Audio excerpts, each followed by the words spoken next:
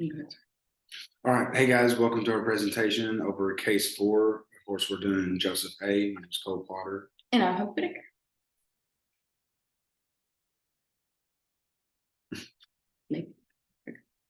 Okay, guys. So now here is Joseph. He attends middle school in Richmond, Kentucky. He has 2 older brothers and loves competitive soccer. It's currently like his favorite pastime. It's his favorite activity to do of all, and this is where he has the best behavior and where he has the best results and productivity. He enjoys rap music and karaoke, as all 12-year-olds would. He is a class clown, oddly enough. He likes to make jokes, but it tends to be distracting and it's causing problems in the classroom. He has issues with reading comprehension and math. So we're going to be working on word problems with him today, as you'll see in the video. And his biggest problem of all possibly is his diagnosis of ADHD. He tends to lose focus, and then it shows in different ways, and it acts out through behaviors like how he starts to be the class clown because he gets nervous or shy about not knowing how to do the work. He starts causing problems and trying to be funny and take attention away from the other kids. So here's our assessment. He was referred to OT by his general education teacher in his regular classroom. We used the BOT2 and the SFA were performed on him. And here's our results on the left. You can see he scored average or below average between the 2 assessment charts. His strengths or some physical attributes like running, agility, speed, how awesome because he plays soccer. No wonder he loves it so much. He gets to show off, and he's much better at that than where he is currently in the classroom. So this, however, he has a weakness in manual dexterity, upper limb coordination, and bimanual coordination. So you can see a lot of what he's good at is using his legs and his feet, and what he's weaker at is using his hands, oddly enough. So yeah, that's what OT is going to be working with him on, is more dexterity and upper limb coordination, of course. In the SFA, he loves recess, lunch, and able to independently transition throughout school. So basically everything outside of the classroom, he's doing really good in. He's socializing fairly well. Anything that's active, he does well. And he can handle different responsibilities in that sense. But, the things that he struggles with are more classroom based. Functional communication, like explaining himself and why he's doing certain things in the classroom. Memory and understanding are also hurting him, and I think that plays a contribute in his understanding of the content and what's coming to him from the teacher. So next we have our GATS goal, and this is the goal that we addressed with our first intervention with Joseph. So you can read in 0, that's kind of where he is now. With completing his math word problems, he's only completing them with 55% accuracy. So that's kind of how we wrote that goal. In order to complete word problems in math, Joseph will utilize his word problem solving visual tool that we'll show you guys later with 55% accuracy for 25 minutes. And like I said, that's where he is now. Of course, we'd love to get him to the +2 portion where he's using that tool all the time with 100% accuracy. And then if he were to regress, he would be at that -2 with only that 15% accuracy in a very limited time. So we're hoping to get him to that +2 with our tool. And how we kind of wrote that goal and why is we utilized the SFA assignment to see that he was struggling with that reading comprehension and math. And as we know, with a word problem in math, those 2 go hand in hand. So we used the SFA assignment. We also listened and read about the concerns of the general education teacher. And that's kind of what she was most concerned about, is that progression in math, especially in the 6th grade, you're learning the foundations for the rest of middle school. So you don't want to start regressing in math at that point. Also, with staying on task, this chart that we made him will help him to stay on task. So it's all kind of interrelating, and it relates to his school occupations because doing math and being able to solve these things is the foundation of his learning, especially for moreover. And it's transitioned to higher level math courses because as I said before, when you're in 6th grade, that's the foundation for everything else. So when he does transition to high school, if he doesn't have that foundation of learning, he's not going to do well and keep progressing. So this is our data collection form. You guys can click that link if you'd like to see it. But we just did a Google form for his teacher to fill out every week, just questionnaire style, very simple. As we've seen from our school-based fieldwork, teachers are very busy and they don't need us adding another thing onto their plate. So we just made this very simple questionnaire, just asking, did Joseph turn in all his math work by the end of the week? Yes or no? And through this, we'll be able to collect the data measuring the completion of his math work. Hopefully, utilizing our tool, we'll be able to check in ourselves and see that. But our hope is just that he's completing his work and turning it in by the due date. So within that activity that we made, let me move us over so you can see. Within that activity that we made, we're addressing 3 big performance skills. And I'll just go over this super briefly. First, we would be addressing his motor skills. As we've seen in school-based, motor skills are some of the most important skills that are foundational to all the kids that we would see. So utilizing that fine motor skill, holding a pencil and tripod, using it to erase any errors he may encounter, sitting in 90-90-90, and just having that sustained performance is really important for Joseph with his ADHD diagnosis. In our fieldworks and just from class, we've seen a lot of people with ADHD, and that's one of their biggest struggles is that sustained performance, being able to sit there and complete things in one sitting.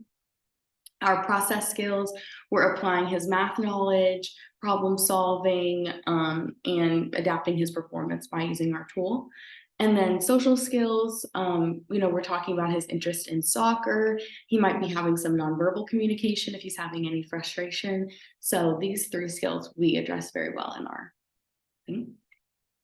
And then we're also addressing client factors, just helping him focus on his task at hand, completing work in a step-by-step process, which also encourages his time management and encourages just respect for his teacher and his peers by turning things in. It's furthering intervention efforts, and it addresses this problem area that the general education teacher was concerned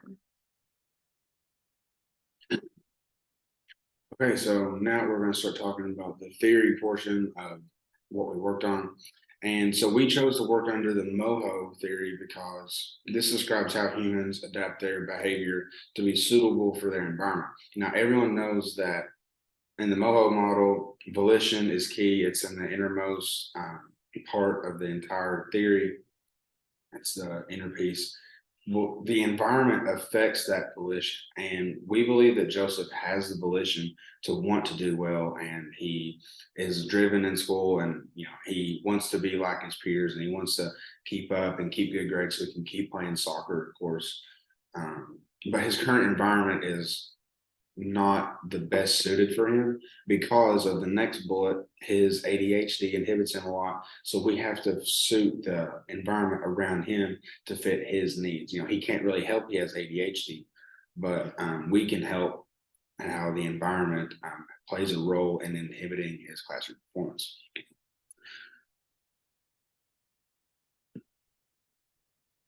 And then these are the standards that relate to our word problem as well as our score social story. We're going to discuss a little bit more. These are just the Kentucky standards that relate. You guys can read about those with our little links. And this is our first intervention that we've been talking about, and what you're going to see in the video is our soccer theme word problem solving activity. So for step 1, is what do I know? And that has the aid of the grass, which is like in a soccer game, you're starting on the grass. And with this, you're starting with what do you know, pulling that information out of the word problem and seeing what you already know from it. And then step 2 is what do I need to find, which has the soccer ball, because you're still establishing that information required to solve that problem. And then number 3, what operations will I need, which is symbolized through the kicking of the soccer ball to show he's kind of beginning to solve the problem, seeing what division, multiplication, addition, subtraction, what he'll need to use. And then once that established, the graphic has the foot kicking a ball to show it's time to do the hard work. And so then for number 4, he has the workplace to solve the problem. And then the last step is the solution, which is in a goal symbol. And this is a photo of our little graphic that we made. And that's also what we show in our video. So yes, in our video, we're doing that. I'm the OT and Cole is Joseph. And I'm just instructing Joseph on how to use this, and I complete a math example with him. This is our second. Okay, so our next intervention, we made an acronym out of the word SCORE. And this is made up of areas that he needs to work on and pay attention in class. And we designed it in such a way that, for one, it uses soccer terminology because he is 12 and almost a half years old. And where he loves soccer currently, we wanted to pull what he likes. And you can see that we start off using the S stands for striker and soccer. This shows that he has leadership skills. You know, he's self-determined. He has the volition piece of the moho, but a striker takes charge and ownership of the situation. So that's the first thing he's got to do. He's got to want to do better, and we believe he does. So we just got to remind him of that. This will help Joseph be a striker in the classroom and staying focused and listening to his teacher, of course. So the self-determination fits in the moho because of the importance of volition, like I said. So the C stands for chest trap, which is essentially when the ball is flying across the field in the air and he catches it with his chest and it falls straight to his feet, so that he can manipulate it better and keep running with the ball. And that's what we want him to do with the information that he gets from his teacher. You know, he's going to hear it, think about it in his head, and then bring it down to his paper so that he can start working with it all in like smooth transitions of how he can manipulate the information in like a similar way that he would the ball as it drops down below him. So O stands for offensive. We're going to be offensive. We're going to try to get ahead of what we need to do and work hard to not just be playing defense when it's close to the deadline. We want to get stuff done early so he has plenty of time to get everything done that he needs to. R is for ready position. So Joseph will stay in ready position, showing respect to his classmates and teachers. Of course, you know, staying in his own space outside of others, not trying to be a class clown and disrupt everything. And E is in for encroachment, which is soccer terminology for having his personal space. Again, you know, we want him to be, you know, working to by himself to what he can, even if he's in groups, you know, working to what he can so he's not bothering others.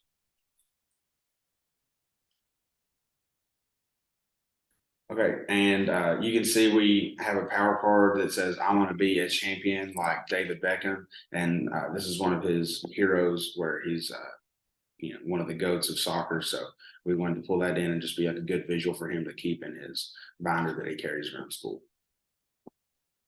So, of course, to be like David Beckham, in order to be a champion, I have to pay attention in class and listen to my teacher.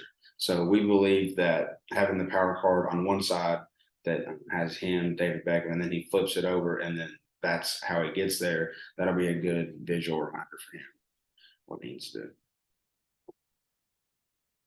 Great. Again, this is the side of the card where it just explains everything I have already, and you can see that. You know, we're proud of this because it came out with a soccer term for the acronym and all the terms that we used for it on the inside, and it still applies well. So we're proud of this intervention. And so here's our references. Thanks for listening, guys. Thank you.